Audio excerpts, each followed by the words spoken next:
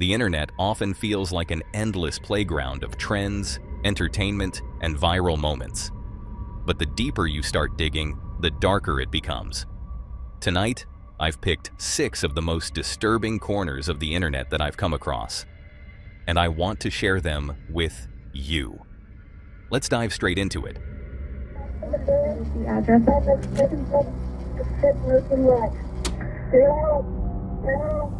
Cincinnati 911.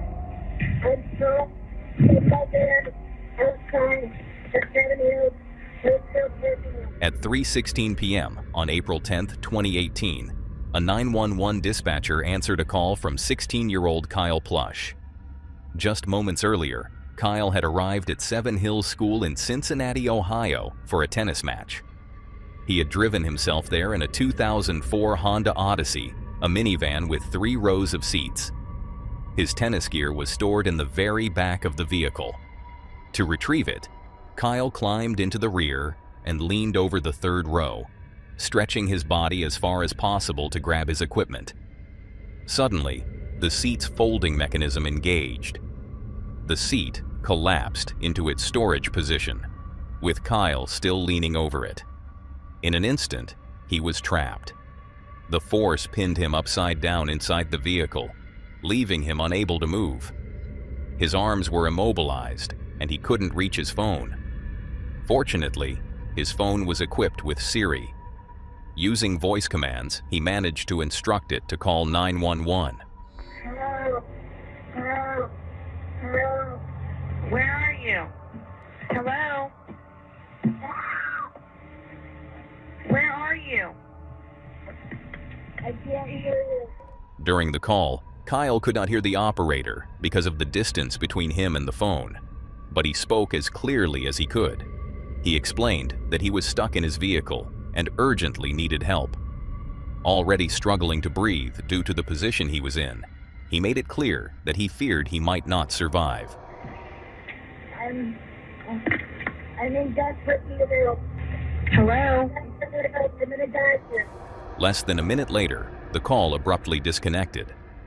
Kyle had told the dispatcher where he was and that he was in serious danger. In response, she dispatched officers to the school parking lot. However, she did not inform them that Kyle believed he was going to die.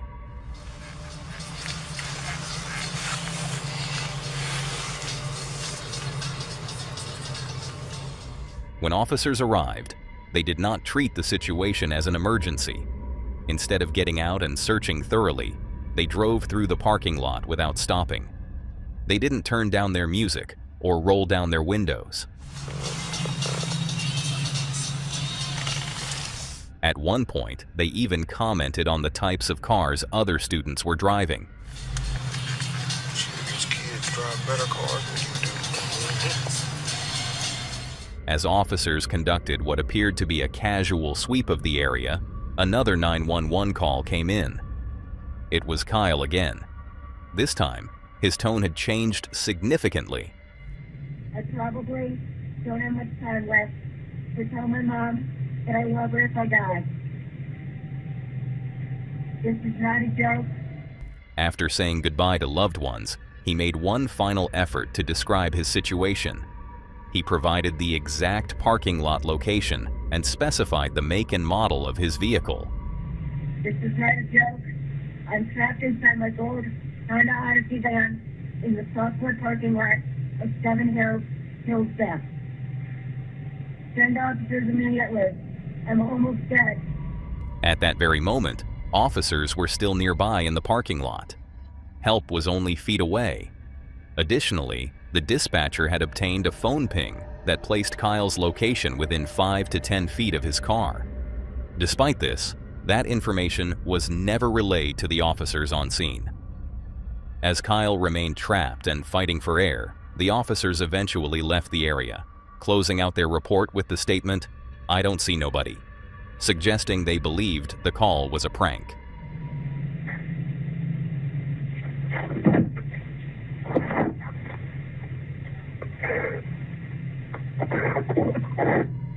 Shortly after, Kyle fell silent. The line disconnected for the final time. It would be 6 hours before the trunk of that minivan was opened, not by police, but by Kyle's father. Unaware of the earlier 911 calls, he went searching for his son's vehicle. When he found it and opened the back, he discovered Kyle upside down in the trunk. He had been dead for hours. Despite the tragic outcome, Kyle had done everything he could. He remained calm. He clearly described his location and vehicle. He explained the severity of his situation. Yet his calls were not treated with urgency. Had the dispatcher communicated the seriousness of the emergency and had officers conducted a more thorough search, Kyle Plush likely would have survived. Following the incident, Kyle's parents, Jill and Ron Plush, were awarded a $6 million settlement from the city of Cincinnati. More importantly, they committed themselves to preventing similar tragedies. They began working with emergency call centers to share Kyle's story and advocate for improved handling of 911 calls. Today, the recordings of those calls remain a haunting reminder of a preventable tragedy, a series of missteps that cost a young man his life. The audio has since circulated online, becoming a stark example of how quickly things can go wrong when urgent pleas for help are not taken seriously. Now, as disturbing as that case was, we're moving on to the next one, because the way these girls handled the situation raised a lot of serious questions. Have a look. It was about 7:30 a.m. on a warm morning in July of 2019 when 17-year-old Bethany Martin and her 16-year-old friend decided to walk to a nearby gas station close to their home in San Antonio, Texas. As they made their way down the street, they passed alongside a drainage ditch, an area that was usually filled with scattered trash and discarded debris. But that morning, something else caught their attention. From a distance, it looked like a man crouched down against one of the concrete walls. At first glance, nothing seemed immediately alarming. But as they got closer, they began to notice something wasn't right. His posture looked unnatural. He wasn't moving. And when they finally approached him, the realization set in. They had discovered a dead body. For anyone, that would be a traumatic experience, especially for two teenagers. They called the police, gave their statements, and were eventually allowed to leave. As they walked back home, they talked about what had just happened and what they should do next. By the time they got inside, they had come to a decision. They were going to share their experience online. Almost immediately, they began setting up lights and a camera to film a TikTok.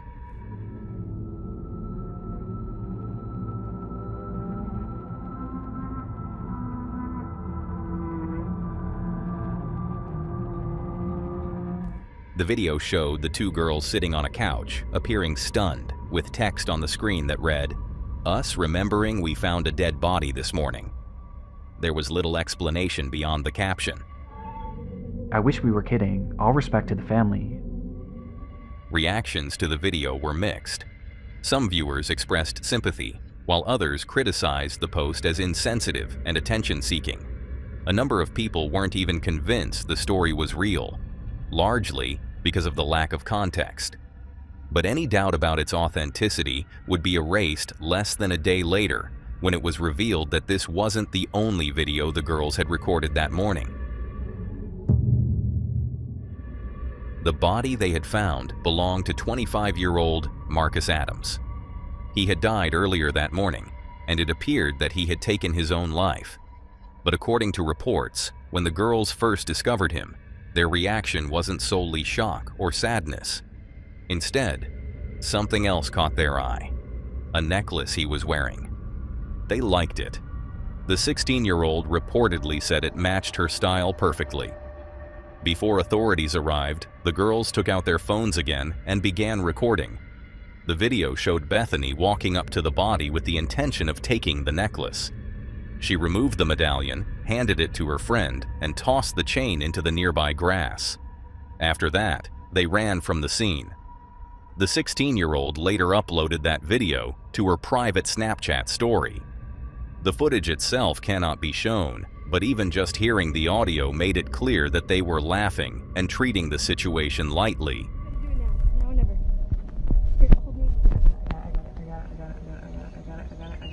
Oh my god, oh my god, oh my god. Oh my god, oh my god.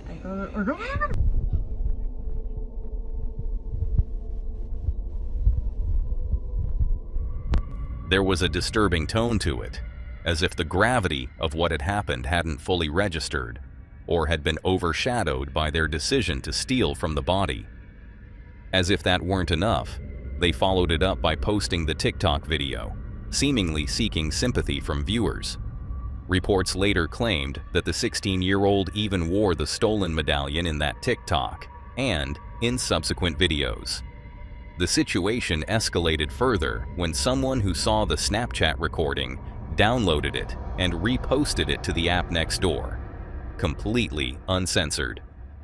According to accounts, members of Marcus Adams's own family saw the footage there. Some of them had not yet even been informed of his death. Just one day after the TikTok was posted, both girls were questioned by police once the footage was reported. Bethany was charged with theft of a human corpse, though she ultimately avoided significant jail time. The 16-year-old's name and specific charges were never publicly disclosed. The medallion was eventually returned to Marcus's family. Shortly after her arrest, Bethany returned to TikTok to share her side of the story. In the video, she offered what many viewed as a weak apology and claimed she had been pressured by her friend to take the necklace and post the original TikTok, arguing that her friend believed it would gain attention. The response to her explanation was overwhelmingly negative. Let me know what you think about how that was handled. I'm really curious to hear your thoughts. But now, we're moving on to the next one. And brace yourself, because this one is truly heartbreaking. It's 9 a.m. on May 18, 2024, when a thick column of black smoke begins rising over Charlotte, North Carolina. The smell of burning chemicals fills the air as residents look up and see the smoke twisting high into the sky. It's coming from a massive 7-story building, a luxury apartment complex that was still under construction, 239 upscale units that hadn't yet housed a single tenant. At first glance, the lack of residents might seem like a lucky break, but in reality, it's part of what made the situation so dangerous. The top 5 floors weren't finished. They were just exposed wooden frames and insulation, dry and unprotected. A fire didn't just have fuel, it had kindling. So when the flames broke out, they spread with terrifying speed. 17 construction workers were on site that morning. They had arrived for a regular day of work. Now, they were trapped. When the first firefighters arrived on scene, the upper levels were already consumed by flames. Crews moved fast, pulling 15 of the workers from the building. But once outside, they realized something horrifying. 2 men were still missing. Inside the smoke-choked maze of half-finished walls and collapsing beams, 2 workers, DeMonte Sherrill and Reuben Holmes, were left behind. They were trapped somewhere deep inside, and they were screaming for help. But DeMonte didn't just scream. He pulled out his phone, opened Facebook, and started a live stream. Somebody send help, we're in South Park. Help! Yo,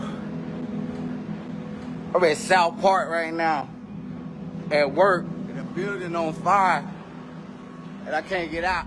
The footage shows DeMonte and Reuben surrounded by dense smoke. You can hear the fear in their voices, but they try to stay composed. They explain where they are. On the 6th floor, the second highest level. The only stairwell is on the opposite side of the building, but something is blocking the hallway. They can't get to it. And with the fire closing in behind them, their only other option would be to jump 6 stories into what was almost certainly a sea of flames. It's getting harder and harder for them to see us. We're gonna have to stand out here and see.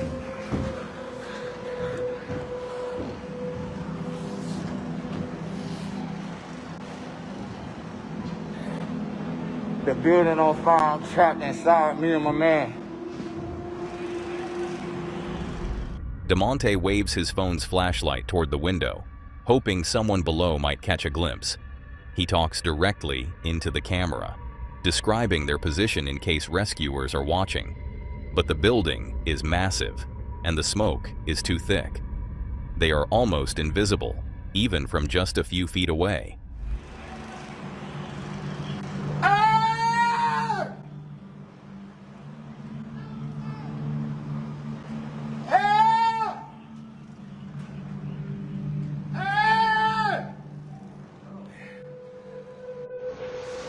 Yo, this building is on fire. I'm at work.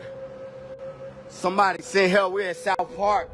As the fire intensifies, DeMonte grows more desperate. He starts shouting louder, trying to make his voice rise above the roar of the flames.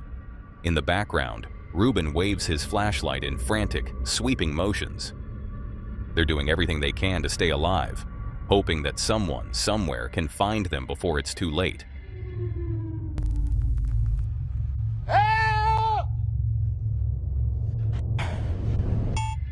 Then, without warning, the live stream cuts out. Rescue crews knew where they were, at least roughly. They tried using a crane, outfitted with a basket, to reach the 6th floor. That crane actually appears briefly in DeMonte's live stream, though it's facing the wrong direction. The smoke was so dense that orientation became guesswork. At one point, the crane operator may have even seen them.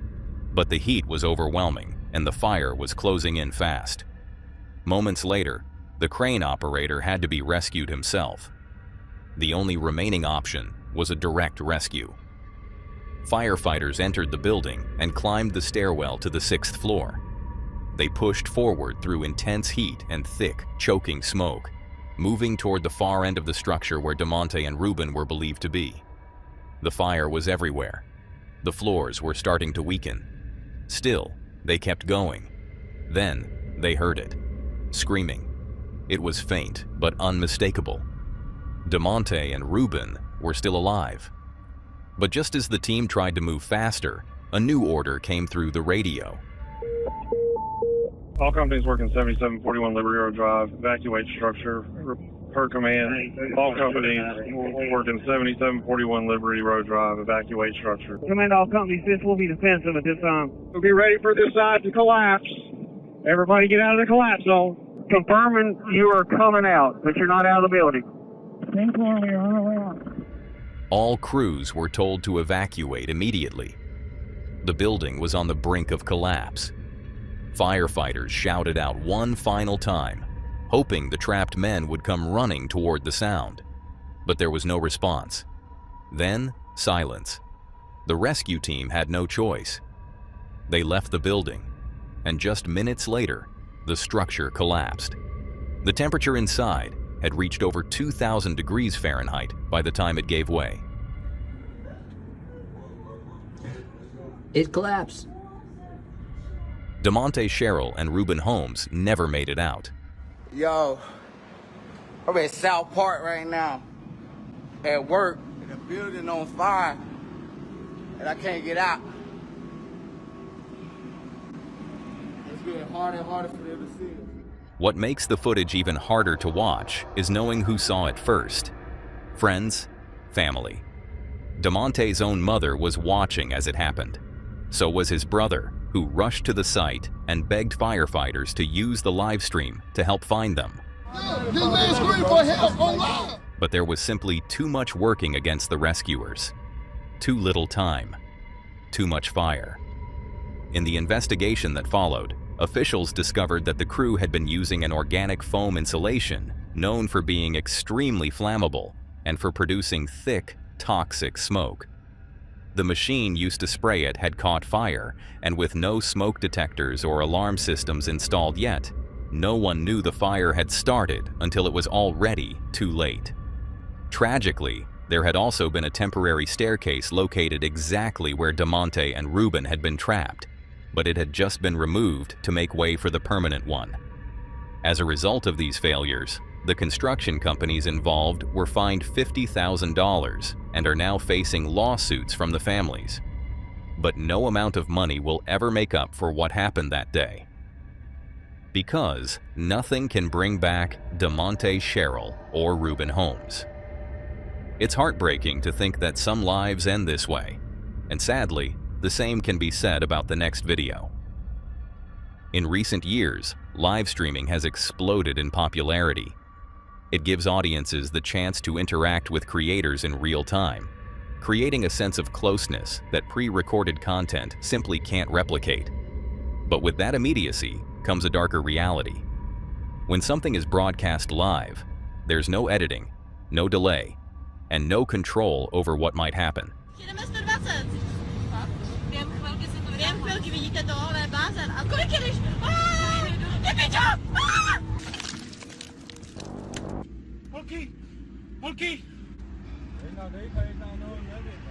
Because of that unpredictability, the internet is filled with compilations highlighting shocking or disturbing moments that occurred during live broadcasts.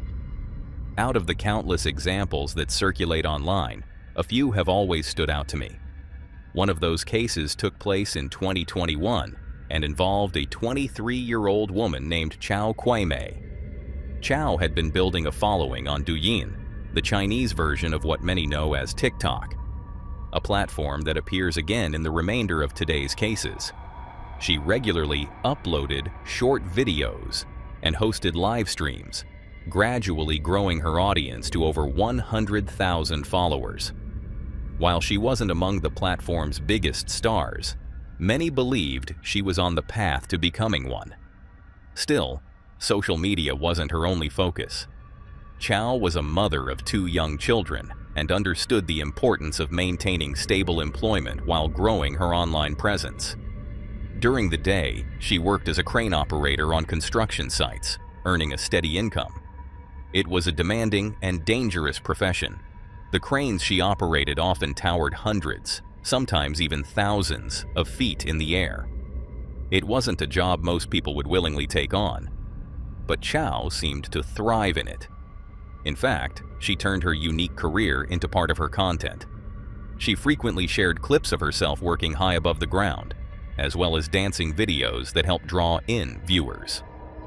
By the summer of 2021, she began live streaming directly from her job site, broadcasting from inside the crane cab, suspended far above the city. On July 20th, 2021, as her shift was coming to an end, Chao once again started a live stream.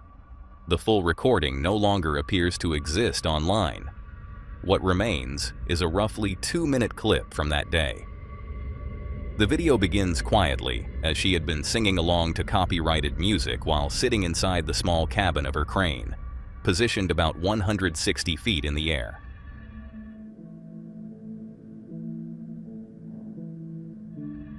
She eventually set her phone down, leaving the camera running as viewers joined the stream. For a moment, everything seemed normal. People tuned in, entertained as usual. But then the footage cuts to a chilling sequence.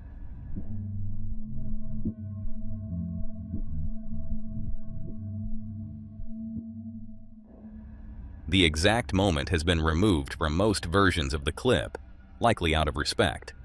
But reports indicate that after finishing her dance, Chao began descending the steps of the crane. While streaming from approximately 16 stories up, she slipped. She fell. Still holding her phone, she reportedly struck several metal bars on the way down before hitting the ground. The fall was fatal. The camera continued recording. It's difficult to imagine what it must have been like for viewers who were watching live when it happened, seeing the moment unfold in real time. In many ways, it may be for the best that the full footage has largely been erased from the internet. Even with missing frames, the surviving clip is deeply disturbing. What began as another ordinary live stream ended in tragedy. Let this be a reminder that life can change in an instant, and you're about to see exactly how quickly that can happen in this next and final case. August 31st, 1988. An aircraft sits still on the runway at Dallas-Fort Worth Airport as passengers gradually settle into their seats. 78 people were scheduled to be on board that day. The plane was commanded by Captain Larry Davis, alongside First Officer Kerry Kirkland and Flight Engineer Stephen Judd, a crew with a combined total of roughly 30,000 flight hours. Their destination was Salt Lake City, Utah. It was an especially windy afternoon. By the time the plane had pushed back from the gate and reached the runway, the gusts had intensified significantly. Air traffic control instructed the crew to hold their position for an additional minute as conditions worsened. The aircraft remained stationary, engines humming, while the crew waited. During that pause, conversation inside the cockpit drifted away from the task at hand. We forgot something on our first leg today. We forgot to discuss about the dating habits of our flight attendants so we could get it on the recorder, you know, in case we crashed, then the media would have some kind of a juicy tidbit. Oh, is that what they're looking for? The voice heard during this exchange belongs to First Officer Kerry Kirkland. In what seemed like an oddly timed remark, he suggested they should discuss the dating lives of the flight attendants, joking that it would give the media something to talk about if they crashed. As strange as that comment sounded, it wasn't random. Kerry was referencing a recent tragedy, the crash of Flight 1713. A few seconds of indescribable terror on runway 35 left. Too many people die in an instant. We ask again, why them and not us? Less than a year earlier, the pilots of Flight 1713 had also been waiting for takeoff, this time during a severe blizzard. Instead of focusing on departure procedures, they engaged in lighthearted conversation, joking about the flight attendants and their dating habits. That distraction proved catastrophic. The crew became so caught up in their banter that they neglected to properly de-ice the aircraft. Moments after takeoff, the plane barely lifted off the ground before losing lift entirely and crashing. 28 people were killed, including both pilots. The story dominated headlines nationwide and internationally, making it a widely recognized example of cockpit distraction. After the crash of 1713, stricter regulations were introduced, requiring pilots to keep conversations strictly related to flight operations during critical phases like takeoff. Yet inside this cockpit, similar joking was unfolding. Kerry's comments pulled in not only a flight attendant, but also the captain himself. We were just talking yesterday, you know, about 191 seems to be the classic airline crash that the news media goes for every time. The light conversation continued, culminating in one final remark of dark humor. Yeah, you know that Continental that crashed in Denver? Did you read that? Yeah, they were talking about the dating habits of one of the flight attendants. Had a real nice, that made me laugh, you know. We got to leave something for our wife and children to listen to. Kerry acknowledged how the media tends to fixate on aviation disasters, seemingly aware of how plane crashes are dissected and replayed in the public eye. Ironically, while joking about another crew's fatal distraction, they were unknowingly creating one of their own. Within minutes, they would become the next headline. Power set. Engine estimates look good. Airspeed's coming up both sides. DR, D2. Whoa. Engine failure. We got an engine failure. We're not going to make it. 141.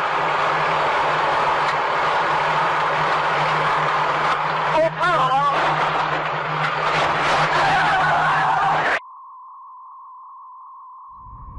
22 seconds. That's how long the aircraft remained airborne.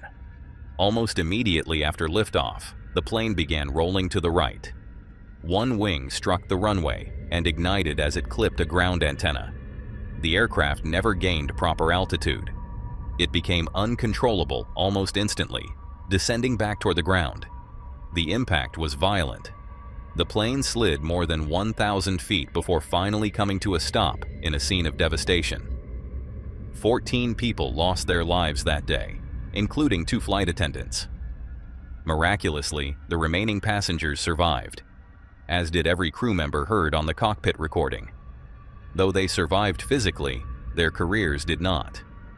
All were terminated from their positions. No criminal charges were filed, despite the official finding that the crash resulted from human error. In their distraction, the crew had overlooked a critical step in the takeoff procedure.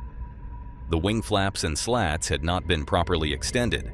Without them set correctly, the aircraft was unable to generate sufficient lift. The mistake sealed their fate before they ever left the ground. The final words spoken inside that cockpit now stand as one of the most chilling examples of tragic irony in aviation history. The very crew who referenced a deadly distraction became victims of the same oversight. The audio recording from that flight would later circulate online, becoming yet another unsettling relic buried deep within the darker corners of the internet. That's all for today, folks. If you want to see more of this creepy content, click on the video on screen.